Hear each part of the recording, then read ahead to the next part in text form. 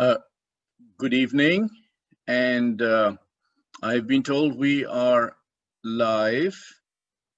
And welcome to the TGS 2020 session on education. So my name is Tariq Khan. I'm based in the USA, and I'm part of this wonderful family that we call TIE. We've been around almost 3 decades now, and of course, we help and we give and we invest, but also we learn. We learn a lot from interacting with people across geographies, across sectors, and also across ages. And as we grow old, the appetite for learning, of course, never has to go away. And we try to maximize the opportunities for exchange. So I'm going to share my screen just to set the scene a little bit. We have 2 sessions today, and let's see if I hopefully get this right. Somebody give me a thumbs up to say that they can see my screen. Yes, good.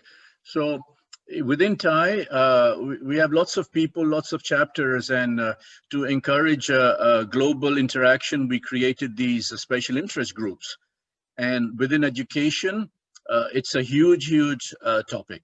So what do you cover? So we took 2 dimensions. One is K-12 higher education and lifelong learning as one dimension, and the other is the perspectives. So we have entrepreneurs, investors, and educators. And our idea is that we cover the intersection of these, and here is what we're doing for 2020. If you look at the grid, we started with Carl Mehta, who is an entrepreneur, very successful, and set up education platforms and courses.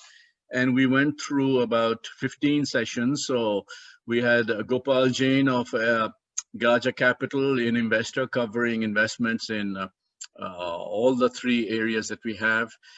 We had a number of people who are educators, and these are people either from universities or policymakers from different organizations helping the government. And we also have had entrepreneurs. Today, we are blessed with having 2 sessions. And the first session is going to be on entrepreneurship and investments in education technology. What we heard over the past few months is that India is the most exciting place for investments in the private sector. There is so much change, and naturally the population is a factor. The hunger for learning is there, and the opportunities using technologies are fantastic. Of course, COVID has also added a flavor to this, and EdTech therefore is a big thing. Satya Narayanan is one of our longtime TIE charter members. He's a member of TIE Delhi. He's an entrepreneur himself. He has created a company called CL Educate. His company responded very quickly when COVID was there. And I think within the space of 10 days, 2 weeks, they had programs for home learning for high school students. And he knows this sector inside out. He will be taking care of the introductions of our guests and handling the moderation of the session. Moving on, this is from 7 o'clock to 8 o'clock. And then we switch over to another panel, and we have Satish Jha, who is from our TIE Boston chapter. He's also a longtime TIE charter member. He's been past president, board members, and so on. And he is very familiar with all the aspects of education, policy making, investments, and so on. And he will have the benefit of focusing on what we're calling the NEP and higher education design. I think most of you may be aware that the government of India issued a policy document. I had a look at it. It was the 65 pages. And then I was told that's only the summary. The real document is like 800 pages. And how do you make sense of 800 pages and what you do? Well, hopefully these 3 gentlemen will help us understand that. So everybody who's here, please stay for both sessions. You will learn a lot, you will hear a lot, and I think there's an opportunity to ask questions through the chat window. So I will just wrap up by saying that doing this, we have a wonderful committee. And I'm going to share this slide because it has the email addresses of all the people. There are 6 of us. It takes a lot of people to organize these things properly. And yes, I'm supposedly leading it and so on, but it's fantastic how the interaction works and so on. So in the chat window, I'll put this slide. And if anybody has ideas on wanting to speak or getting connected, please do that. Yeah, now please take care of proceedings from here.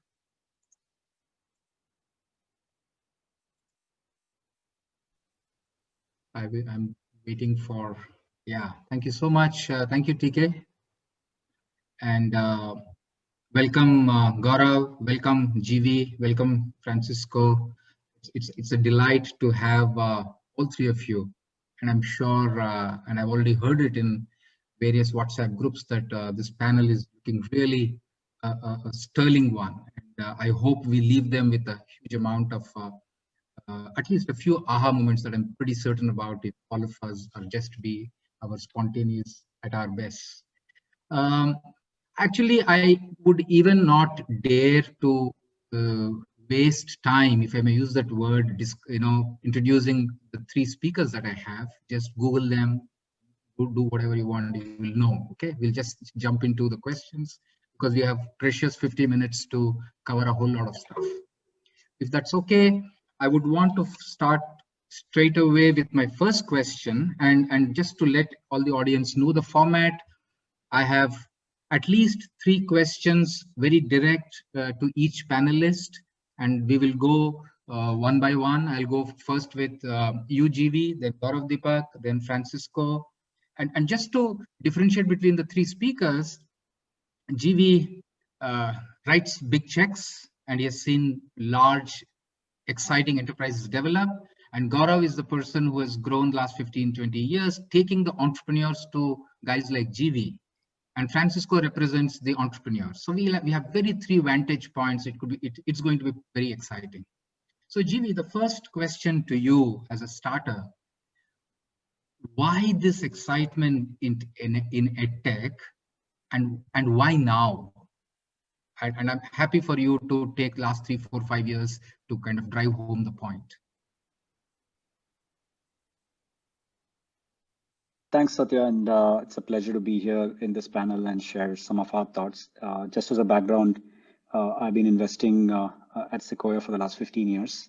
And I started with my very first investment I was involved in is in a company called Tudo Vista, which happened to be an educational technology company. And EdTech was not even a word then, and maybe not even a word till maybe 2010 or maybe even later. So we saw the first generation of companies that were really companies that were selling through schools and to schools and to higher education institutions, etc. We saw that version, that didn't really create sustaining value in any form. And a lot of the changes happened in the last, I would say, 5 years. And, that kind of coincides with when we made an investment in this small company then called Baiju, which was trying to attempt to go direct to consumer with an offering, which was technology based, largely media, and a confluence of factors. And I'm using Baiju as an example because, in some ways, a confluence of factors came together to aid a company like that scale. And that kind of became the story of EdTech in India in many ways, that we had for the first time computing power in the hands of millions of consumers in India. And when I say computing power, the smartphone and the mobile phone availability and low cost mobile phones, under $100 that a lot of people started using widely. And the second big change happened when Geo launched and when bandwidth became dramatically cheap. So you could actually stream content into the computing devices that people had, which allowed for consumption of education in a significant way. I think those 2 being very, very significant factors in making this happen. And finally, I would say a new generation of entrepreneurs who were kind of technology savvy and thought technology first in the approach. That is not to take away a super important point that I'm a big believer in. EdTech is education first and technology later. So, if you see the set of people that have been, somewhat successful, they've all had either teaching backgrounds or, had some passion for education when they started. So Baiju was a teacher himself, the Vedanta founders are similar and so on. And so, and one of the Unacademy founders was, so similar backgrounds, and they were teaching in many ways, either as a business or as a hobby, and that became a business because they were able to, take that and add technology layers to what they were doing and scale it.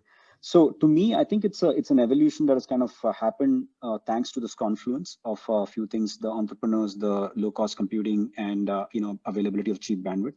And it's gotten accelerated more recently thanks to COVID. And we can address that at a later point. But at least to me, these things coming together, and also some early success of players like Baiju, which has also provided a lot of capital to the sector to allow for the investments to be made in content creation and technology build out, etc., has really accelerated some of this in the last few years. Lovely. Lovely. Thanks, GV. I'll come back to you with a couple of follow-up questions later. Gaurav, I would like to bring you in with an opener for you.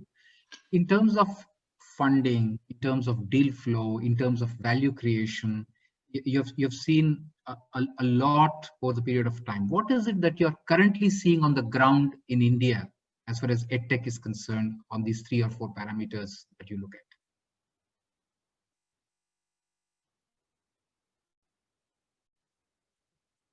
Gaurav, you are on mute. Hi, thanks everyone, and good evening, everyone. I had a similar sort of background as GV. One of the first things I did about 20 years back when a vendor started was a company called eGurupool. Those were the .com days of internet. Entrepreneurs who've been passionate about education have been figuring out how to kind of deliver education through the digital medium even then. I remember the VSAT times, of how can you beam the best professors across the country through VSAT when VSAT was there. So there always has been this whole frenzy around how to get the best content in the best way possible across to students. And that's been the game, I think, and that's what accelerated now with, personalization of devices and, technologies. I think taking off from where GV left, wherever there is an deep entrepreneurship and opportunity, funding will follow. So just to give you some headline numbers, this year in our estimate, and we track the sector, I represent Avendus Capital, which is the largest investment bank on the digital space. EdTech is one of the key focus areas. We've actually learned a lot from clients like Baiju, Unacademy, Eruditus, and a lot of others, Doubtnut, etc. So we're learning with them. As they scale, we learn from them. And our estimate this year, CY20 till date, about $2 billion plus has gone into EdTech. This is against a number of almost $400 million or so last year. A lot of that been obviously taken up by Baiju. Then you've seen Vedantu, you've seen Unacademy, and a lot of host of others. So, but what is surprising, as you see, is the pace of scale up. So, so there are 2 elements there. One is, the companies, we have seen companies both scaling in terms of value and also in terms of scaling in terms of their outputs and user engagement massively over the last year and a half. We have seen an acceleration of the industry and funding has followed. And globally that's happening. That's not only in India. Education actually, India has been a self-pay market for very long. And I think that's been an easy adoption during the COVID times. We're seeing, obviously, most of the funding has gone, I would say, in our estimate, almost 80% of the financing has gone to the K-12 sector, followed by test prep and skilling. We think that more sectors will going to emerge and more models around these are going to emerge. Will the next year be larger than this? I think absolutely yes. So you saw our view is that you saw 400 million scaling to $2 billion. And between primary and secondary rounds next year, the capital at play for EdTech is much larger. It's about how much capital can our entrepreneurs absorb to create meaningful businesses. The other thing which is interesting from a education perspective, and we should talk about this during this conversation, is, it is not limited to India anymore. You'll see a lot of vertical commerce is limited to India. Education transcends that, especially across a lot of subjects. So, as entrepreneurs, what is the other thing that has happened on the funding side is, as entrepreneurs have seen an opportunity of consumers engaging, they have actually doubled down on their product development and value add to customers. And as a result, it's a double virtuous cycle. you have, more customers, more value add, more financing. So there's a positive cycle going on in a massive way. So I think that's what's happening on the ground today. More companies across schools, test prep, K-12, other activities, coding, etc., as we hear. And there would be almost, I don't know, and GV can answer to that, 50 new companies probably got created in the last quarter itself on EdTech of various models. And a lot of them would be successful. So I'll stop there, Satya. We'll come back to that. Back to you. Thank you very much, Gaurav. Absolutely, I think I can really feel the pain of you having to cut it out so abruptly. There's so much excitement, so much to talk. But thank you so much. I think it kind of whets the appetite. I'll move forward and then bring you in, Francisco, as an entrepreneur. And there's something that Gaurav said, which I see absolutely playing out, which is that the boundaries of vertical geographically has vanished. So coding can be a global product, which is engineered and launched in India. You're sitting in Estonia, which is one of the most innovative, largest entrepreneurial setup as a country. And you could be sitting there and conquering the world. So, and you've got best of backgrounds in terms of college as well as experience across Asia, Europe, and Africa, Francisco. I would really love for all of us to hear, how are you seeing EdTech as an entrepreneur who's in a global? Estonia means you have to conquer the world. Okay, so yeah, Francisco, your thoughts on that? Thank you.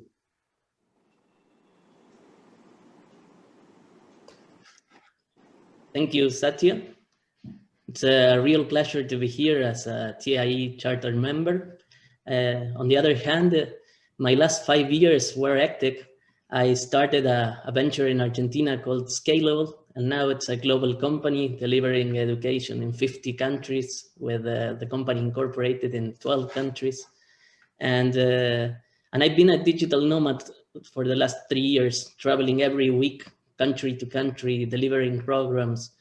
Became an MBA professor in the meantime. So I'm linked to EdTech from the education perspective. I'm linked to EdTech from the training entrepreneurs, because what we do is training on entrepreneurship. And now I'm living in Estonia. And it's certainly clear that frontiers are vanishing, not only country to country, but also school to school, university to university. And since the Industrial Revolution, since everything started, we've been thinking about education in a standardized way, in a way taught to the average people. We needed people to be able to work in the factories as employees doing the manual jobs, or as managers telling them what to do in a very tailorist way. And this was in the beginning to increase productivity, lower costs, and to be able to allow for the growing middle classes to access more goods. And the first, some authors mentioned 2002 when Apple launches the iPod as the moment when personalization starts to grow. Because with the iPod, you were able to have the same product, but it would be individual. It would be different for each individual. Each individual would be able to have a mix of songs that will be unique. And after that moment, it's all about personalization. We don't have the necessity of growing companies the way we used to do. We have the possibility of personalizing, and this is growing. Marginal costs are dropping. We will have 3D printing. We have digitalization. GB mentioned many interesting things, the computing power, the mobile devices, learning in our phone, with our headset, with Audible. And I grasp the concept, and I agree completely that education comes first and technology second. What I would like to share very briefly is, for entrepreneurs, this is a world of huge opportunities linked to EdTech. I would like to mention a couple of things. The first thing, we need to realize the world is now about continuous learning. It's not about getting a degree. Certifications won't assure you the future. And we need to learn from diversity and understand we need to learn from others. Learning is always from others. The second thing is, when focusing on a tech, don't get fanatized with technology. Technology comes second. There's timing linked to technology. And many of the technologies we're going to talk about in these panels are way too early to become successful in a tech. What you need to focus on is on which problem you're solving, or on what desire you're making happen, how you're going to make this experience work to educate, and understand that segmenting is not about who, it's about where. Where do I get this group of people that have the similar need, and how do I target the way of educating? The last thing is education has something special. Education, together with consulting and some other areas, are virtuous models in which you have the chance, different than in other places, to grow without investment. Because you can always launch a course or launch some kind of education experience in which people pay first with high margins, and then you deliver the experience. So you try to get to the point where you have a virtuous model before you ask for money to scale. And I'm sure the investors are looking at the same thing. Thank you.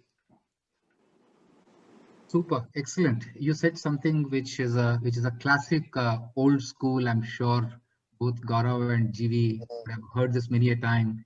You know, bring to evidence that your business is virtuous before money can be put in. Yes. Great point, Francisco. Moving forward, this question of mine is common to both of you, GV and Gaurav. I would like you to share your thoughts on what trends are you seeing as we look into the future, which is what new white spaces, what models, what segments you see emerging, so that entrepreneurs who are here or any other education linked people, they can benefit from the way you are seeing the world emerging. GV. Yeah, Satya. So, actually, like Gaurav was mentioning, the number of new companies that are getting formed and getting funded across what once we would have considered as very small niches, which are now turning out to be fairly deep markets, is just astounding, right? Like, we are seeing, certainly EdTech is a big theme for this year and likely for a few years to come, given how deep the market is. So the first thing that's changed is just, the deepening of the market and adoption and acceptance of technology-based learning, right? So that's kind of opened up a whole, set of opportunities. So, the popular ones we all know, K-12, after school tutoring, and so on and so forth. Then, we have seen specific segments like coding emerge, which quite honestly, we were quite surprised, how mainstream it is in terms of parents wanting their children to learn, not just coding, but really logic as a basis to coding, which helps you kind of become equipped for the future. And so that's turned out to be a fairly large theme. Now we are starting to see the next set of things which are related to the co-curricular activities, which for the longest time remained offline, but now are coming online. You could learn music, online today. You could learn a bunch of different crafts online, because again, there are a combination of good teachers as well as good media content that is very powerful, that allows you to have very high quality learning accessible to you, right? So we're seeing some of that. We're seeing the emergence of cross-border again, like I mentioned, Tutor Vista, which was kind of a very early attempt of teaching US children from India using Indian teachers, way ahead of its time when technology was not mature. And we're seeing kind of a version 2 of that with folks like White Hat and Baiju trying to teach both coding and math, to children across the world, using very good quality teachers that are available in India, and the base kind of the cost structures that we have, etc. So one could argue, much like the IT industry, became huge based on the number of engineers and the lower cost of that talent in India. You could argue education, we could become the outsourcing hub for education in the long term. So we are quite excited about that theme. Outside of that, I think Amazon and the e-commerce platforms like those have made the world flatter. So we have companies that are actually selling to children across the world. One young company within our portfolio called Skillmatics, which is doing really well in US, selling educational content and not really, kind of physical goods which are retailed on the store, which help early children with basics of language and math and so on. So that's again an interesting theme which we are starting to see at least maybe 3 or 4 Indian companies now I've seen which are using some combination of physical and digital and going behind the global opportunity, which is again super exciting. At least our belief is the insight here is kind of the traditional toys or edutainment companies have used when they produce stuff, it used to be a 2-year cycle to produce anything, very long cycles. So much like kind of the Zaras of the world created supply chain innovation and made fashion super fast, we are starting to see that kind of an approach being taken by Indian players who are able to produce innovative stuff at very low costs and at very quick speeds, and that's allowing them to kind of iterate and dominate these categories, from India. So that's another exciting theme. Much less has been spoken about higher education and continuous education, which we think time has come and we are starting to take notice of companies. At least there are 3 or 4 again companies in India which are doing quite well, and some of them are going global. We are fortunate to be investors in a company called Eruditus, which Gaurav and others helped us discover and invest in. Again, a phenomenal company that's going behind global markets in partnership with global universities. So very, very, wide variety of companies. And the one last thing I'd say is because technology is now, mainstream in education, we are starting to see a large number of smaller education companies and teachers starting to adopt technology. So they're looking for tools and ways to market and acquire customers. So there is a new set of companies that are kind of going behind, think of it as Shopify for education, but really taking tools to individual teachers to make them, kind of at an equal footing to compete with other companies. So all across, significant innovation, and so super exciting to see that.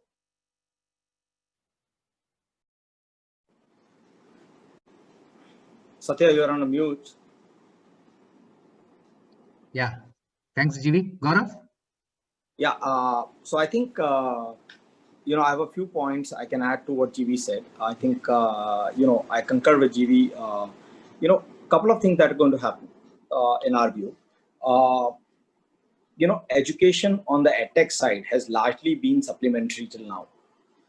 Whether it's tutoring, K-12 actually is not K-12 main. That you go to your school and then you have Baiju lecture, which are great.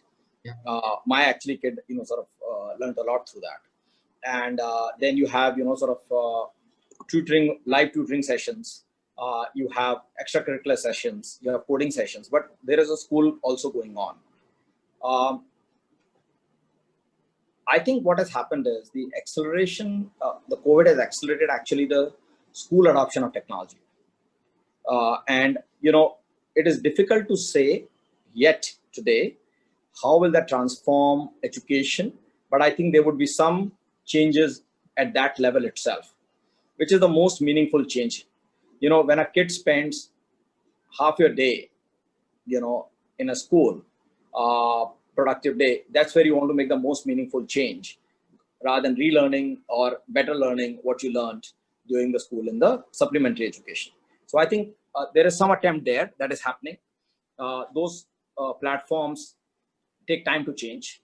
There's a lot of, but as GV said, there's a lot of adoption on part of the teachers, and this trend has gone long enough of how teachers have felt they've engaged with students.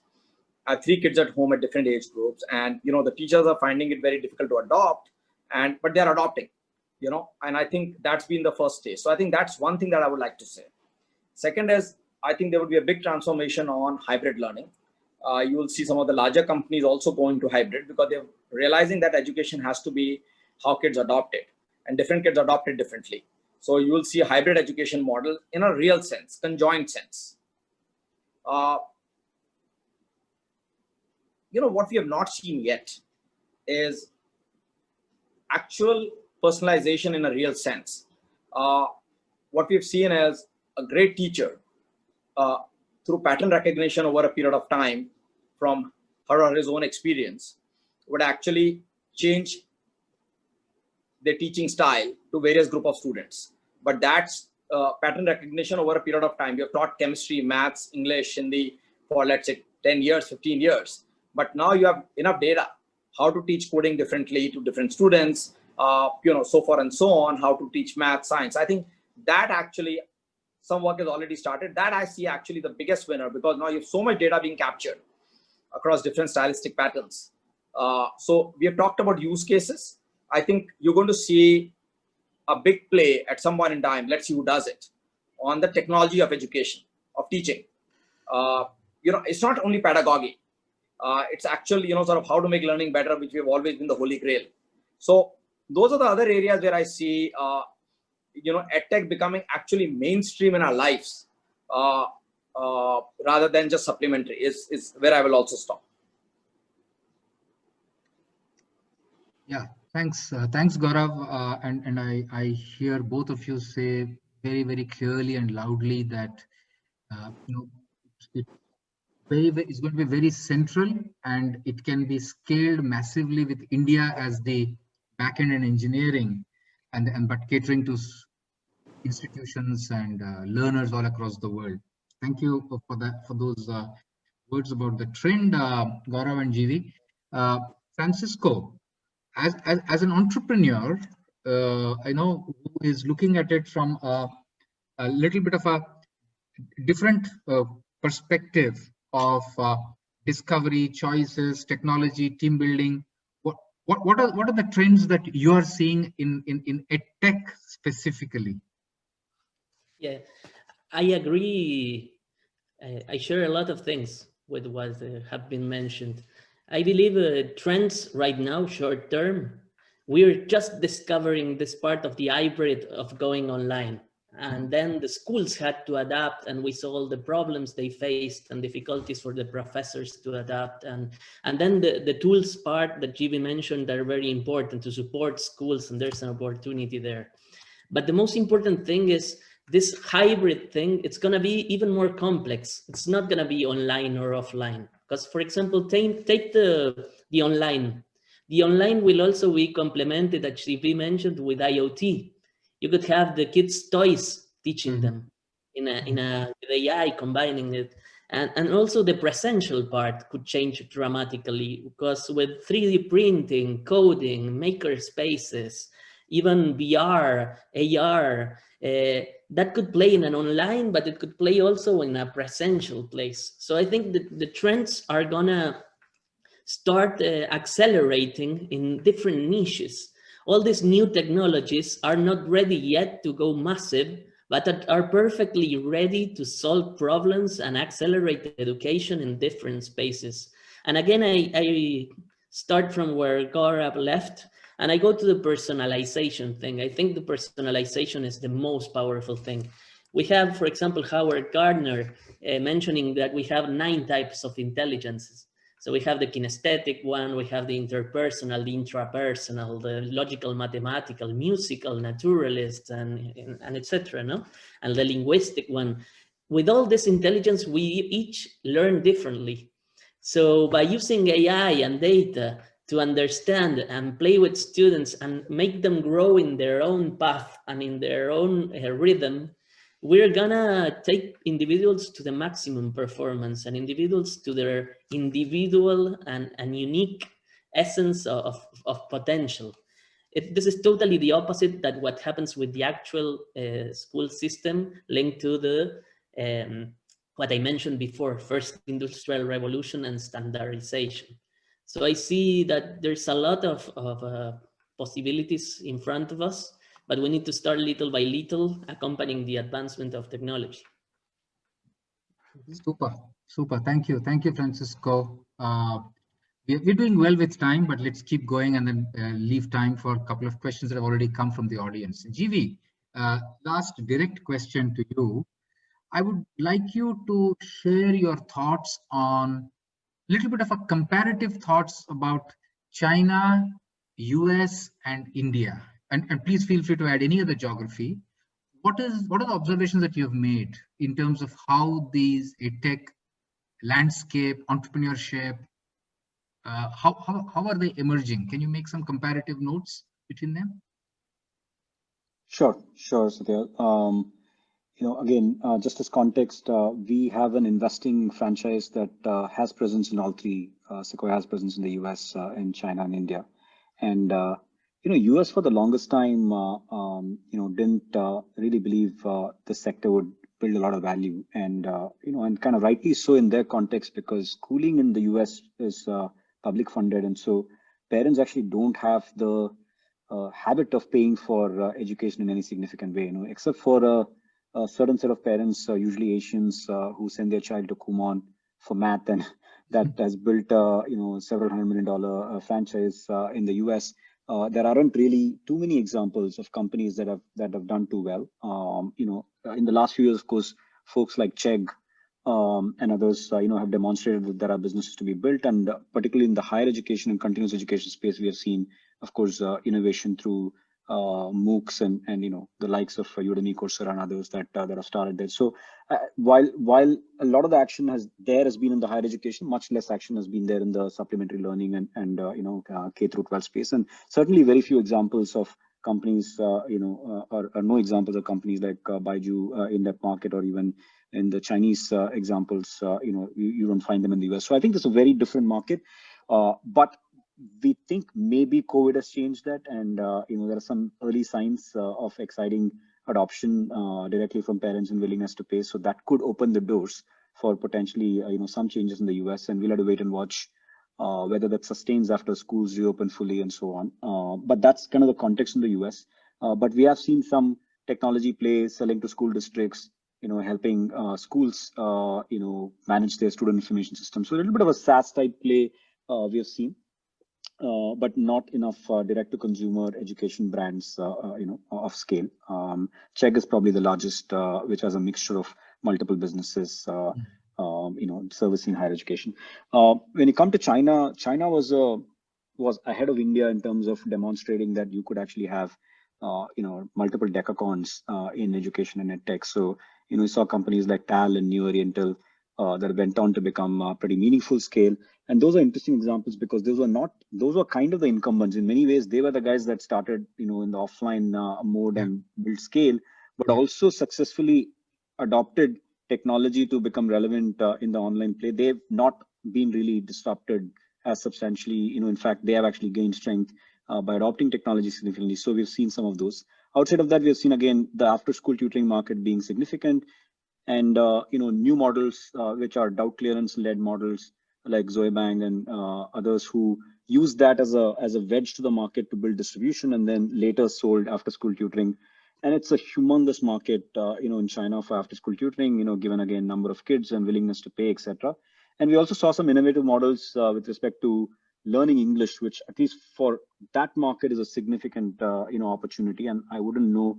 I mean, I don't yet believe India is as large for English learning as we have seen in China markets. And one of Sequoia Investments, a company called VIP Kid, actually had a reverse model of using US teachers and teaching, English to Chinese kids. So it's kind of a very interesting play.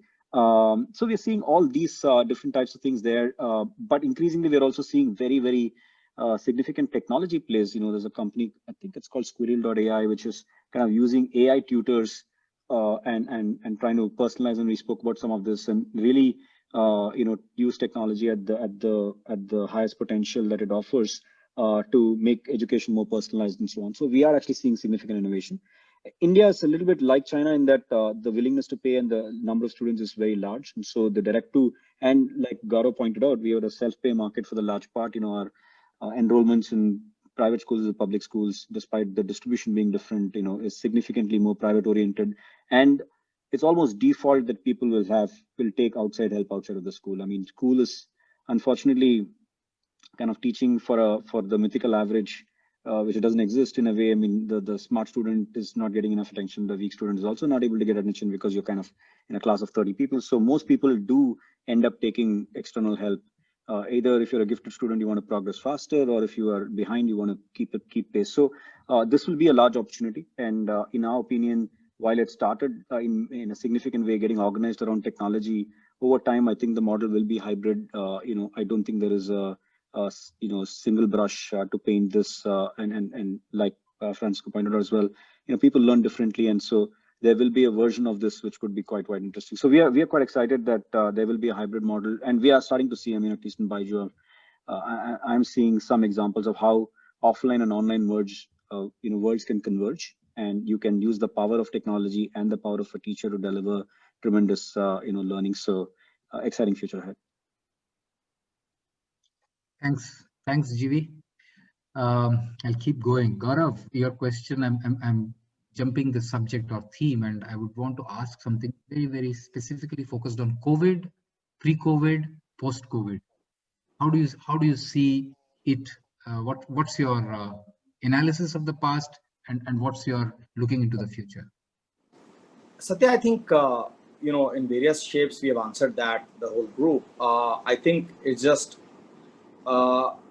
tuning to the platform. I think we've been all brought into an environment where, parents, teachers, students, schools, universities, I have friends, sort of whose kids are, sort of learning in India, in US universities, paying US tuition between 11 in the night and 5 in the morning, and itching to go back. So I think everywhere we've been impacted, and I think everybody has adopted. So two things have happened. I think people have understood the power of the platform.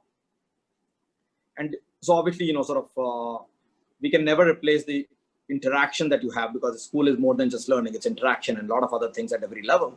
Right. At the same time, the power of the platform, the biggest thing that is changes the power of the platform. How do you access the best content, the best teacher, the best engagement in a most succinct manner without wastage? So this platform, you can eliminate wastage, wastage of travel. You kind of, if you have kids at home, you're ferrying them around to a tuition center, sort of 100 students in a class, so forth and so on. So I think the most significant impact is adoption, and hence pulling on that, wherever you'll see an opportunity, entrepreneurs will engage. So, that accelerated the pace of innovation,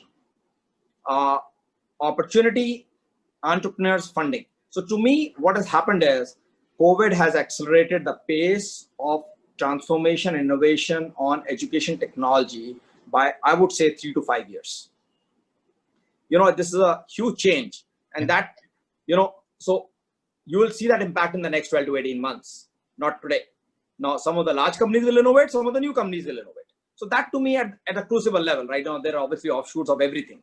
You're learning music at home, and you're learning chess at home, and you're doing everything. Some that day, my kid was learning taekwondo at home. I said, how do you learn taekwondo at home? So I'm saying, but they want to jump. So I think it's just that. I will stop there, but I think my biggest thing is change of pace and advancement of human, sort of kind on education by 3 to 5 years. Super. Thanks, Gaurav. Francisco, the last direct question to you, and I didn't want to miss this, and I'm very happy that all of you guys are super disciplined about your time and quality quotient. Francisco, the summit is being attended by large number of very young entrepreneurs. Some of them are lining up outside GV's office to be part of their surge program. Let me get in. Let me interact with entrepreneurs. Let me interact with investors. Give me some seed capital. Okay. Now, as an entrepreneur, I would want you to suggest or share 2 specific actionable advice that you might have to a 22-year-old, 25-year-old, 27-year-old who's sitting here and attending this conversation. Yes, I love the question.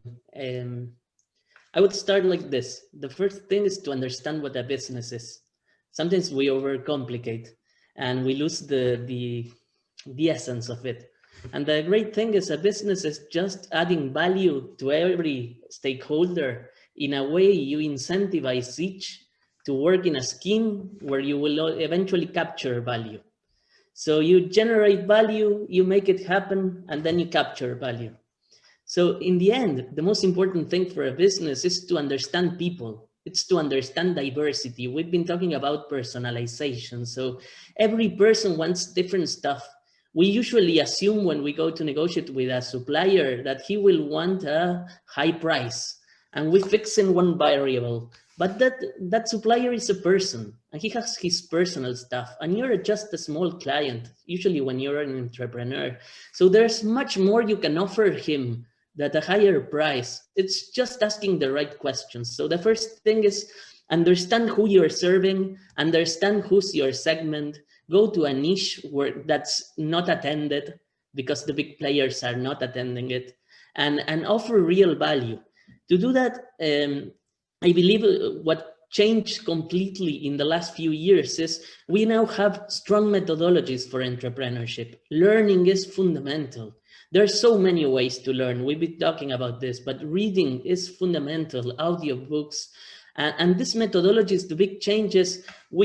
Everything that has to do with planning, getting money, executing, and then seeing a result that could be random. We need to finish that way of thought. The business plans, what corporations are doing every day, how innovation used to work, that's finished. The way of doing business right now is understanding stakeholders, building strong business models, understanding what the business model is. It's usually taught in a very superficial way, and going strategy to business model to listening and gaining insights by listening and testing to just then understand how to get a sales roadmap that will scale, and just then look for money. Don't start by the traditional, GB, please help me, I need to make this happen. No, you need to do it yourself. Do the process before you ask for money. And there's a lot you can learn. Thank you so much. Thank you so much, Francisco. There is one question that has come from the audience, Gaurav. I'm directing it to you since it's been asked of you. The question is, do you see a virtual school, displacing or replacing a physical traditional school? Gaurav. It's a difficult one. The reason is that I think there is a need for a virtual school depending upon use cases. I think, I have 5 of my friends homeschooling their kids over the last 5 years. In India, which is, sort of you find unique. So I think I think there are 2 levels, school and college, and I would want to bring in that element. I would say it will coexist because a kid is unlikely to grow up without social interaction. But the role of virtual and physical can change massively. And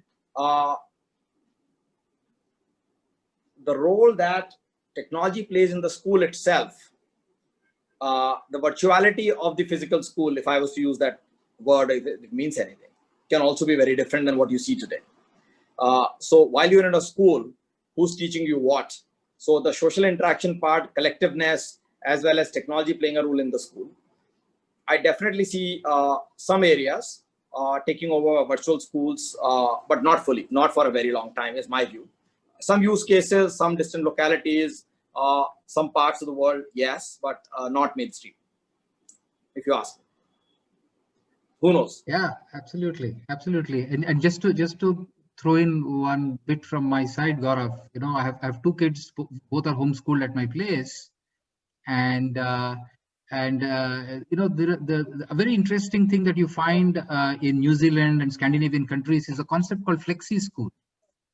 Imagine that the school is completely tech-enabled, like adoption is as good as we're talking about, and then the parents could decide that I want to take mathematics from this school, physical education, my kids need to play soccer, that school, and I'm good in social studies and mother will teach social studies and Hindi at home. Such a thing is already in existence. So, but scale of such an idea, I can imagine will take place only in a country like India, where those attributes that both of you mentioned is there in abundance.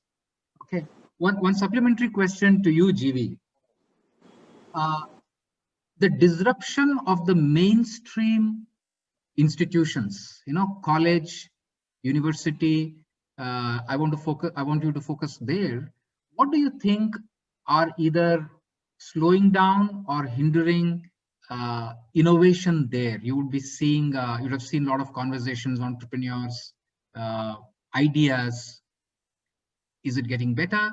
What thoughts come to your mind when I ask that question? Yeah, we live in a world of accelerating change, right?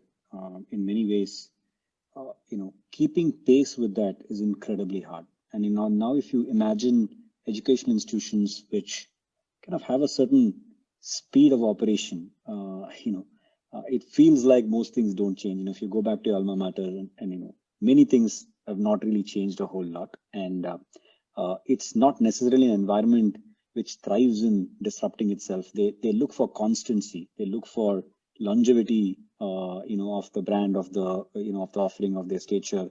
So to me, I think, it makes it hard for someone to, be a place where they can adapt to this accelerating change environment. What that means is, we are not able to, due to various reasons, some of it, because of them being government funded or not government supported, etc., not able to really keep pace with the market in terms of remuneration, in terms of research, and so on, and which I think is unfortunately a little different from how the West works. And there you see a lot more innovation and activity and even company building coming out of university campuses, and we don't see as much in India, and hopefully that changes over time.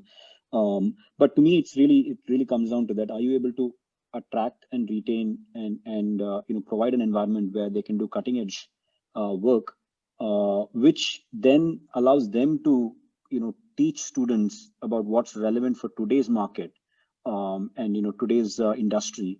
I think that there's a big gap today, and which is being kind of filled by these continuous education providers who are bringing industry experts and bringing them to students who are then kind of maybe getting a credit program from a higher education institute. So it's kind of a working together with them. They have the credibility. These guys have the content from what's required from the market, and that coming together is actually quite an interesting trend.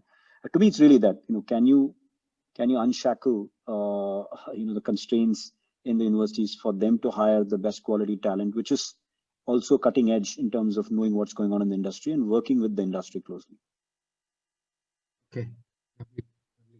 Thanks, GV. Last question to you, Francisco, and you might be surprised if I share that I'm an e-resident of Estonia. Hey, nice.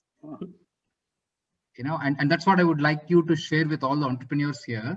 GV and Gaurav, if you guys are not aware of this, you can go apply online, and then in 30 days time, with a bunch of things, you can go and pick up your e-resident passportish kind of a thing from the Estonian embassy in your city. Okay, but I'm coming to the question to you, Francisco. A lot of Indian entrepreneurs, investors, funders, mentors have now begun to look, it also has become a slightly controversial of late, the flipping, set your company in Singapore or Dubai or whatever are those. There are some things that are happening in Estonia.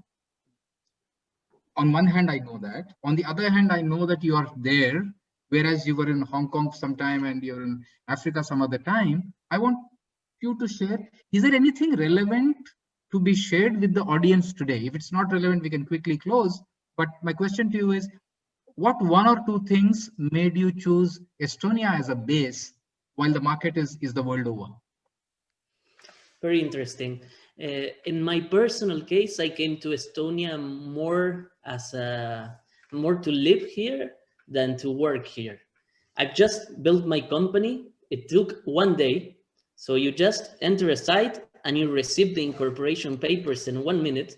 I'm a resident here, but you can do the same thing as an irresident. In the minute you finish, the bank is calling you and telling you, we can open a bank account. If you have an individual account, we will just start the business account. It's unbelievable. Everything works perfectly. But my experience goes beyond that, and I've been incorporating my company in 12 countries. So I have the experience in India, in Dubai, in Canada, USA, Singapore, Malaysia, Hong Kong, and each of the countries is completely different. Each of them. So depending which business you have, you should consider different places, and you need to consider it together. The personal part and the business part should be consistent. For example, if you build your company in UK, it's quite easy to do. It's simple. Taxes are not bad. You can invoice all over the world. But then if you live in UK, you have problems because taxes become complicated in a personal way. Instead, if you're outside of UK, you don't pay for the dividends. In each case, you need to consider many aspects. what I could say is, don't think about that in the beginning. When you're an entrepreneur and you're starting, just prove your concept. Just focus on the business. But when you start scaling, it's very important where you're going to locate your company and where you're going to locate yourself. That's important if you think future. No? Thank you so much, Francisco. You know, those of us who have built our companies in India, we say that if you can build a company in India, Yes, you can sleepwalk it in any part of the world. Nothing in India takes less than in multiples of years where you want to go. So, but I know my experience in India was quite good. And if you take your time to go to India to do the stuff yourself, things flow. Because in India, it's just like in Latin America, you need to establish the right relationships, get along with people, understand how it works, get the good partners. And some other countries are tougher and expensive and complicated. Yeah. So I like it as a market too. I think it has a lot of potential, and it's very good market to be there. Yeah, absolutely. And I think the size and opportunity kind of makes it all worth it. And the experience also, the experience of doing business in an Indian environment is fantastic in many ways. So look forward to seeing you soon, Francisco. And you know the guys to call up: Bombay, Gaurav Deepak, Bangalore, GV, Hope we can meet. you know, Delhi, me. You have some people where you can even, you know, what we call in India, you can pile on for a meal or whatever. Okay. Well, all right. Thank you so much. I think it's 7:59. Gentlemen, it was delightful, and you guys took away all my anxiety. I think normally the challenge is ye lamba to nahi bol deta hai. The guys speak for too long. You guys were dreamlike for me. Thank you so much. I will close this conversation. I'll let each of you say your thank you and close it by merely saying that EdTech, in my view, having spent 25 years in education, I think, like Gaurav mentioned, eGurukul was a story in 1999.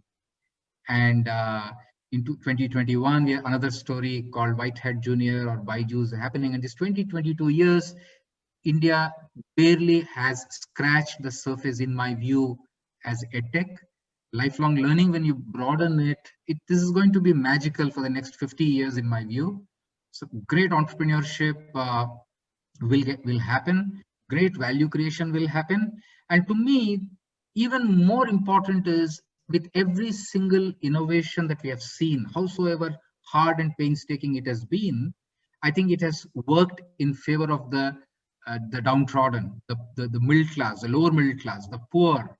Why can a student who cannot afford coaching not get into an IIT or an IIM? Why can a teacher sitting in Coimbatore or Kohima, why can she not earn by teaching a student in California, in Europe? I think those things are getting played out. It will work in favor of entrepreneurs.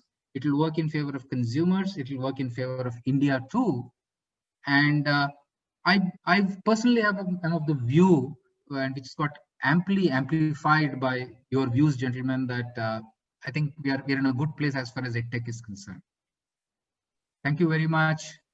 Thank you, Satya. Thank you, Thai team. Thank you, everyone. And thank you, Satya. Thank you, fellow participants. Bye-bye. Thank you. Thank you. Thank you, Francisco. Over to you, Tariq. Thank you so much. Thank you, Satya, and the guests as well. Amazing. You know, as an entrepreneur, putting on my entrepreneur cap, I took some notes and just some of the takeaways, like, you know, COVID has provided a 5 years acceleration. Totally true.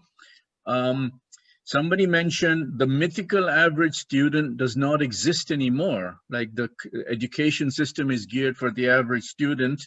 That's a myth. You need to personalize and customize. The production cycle, of course, is much shorter. Continuous learning is a factor. A segmentation of your market, not on who, but on where, to pull in diversity. So some very interesting things. And of course, our investment experts, they confirm this is a very, very exciting sector. So for the entrepreneurs, please watch this video again and take into heart the comments that were made. It's like some very, very interesting learning points for opportunities. So I encourage that. So Satya, thank you very much for running this. And we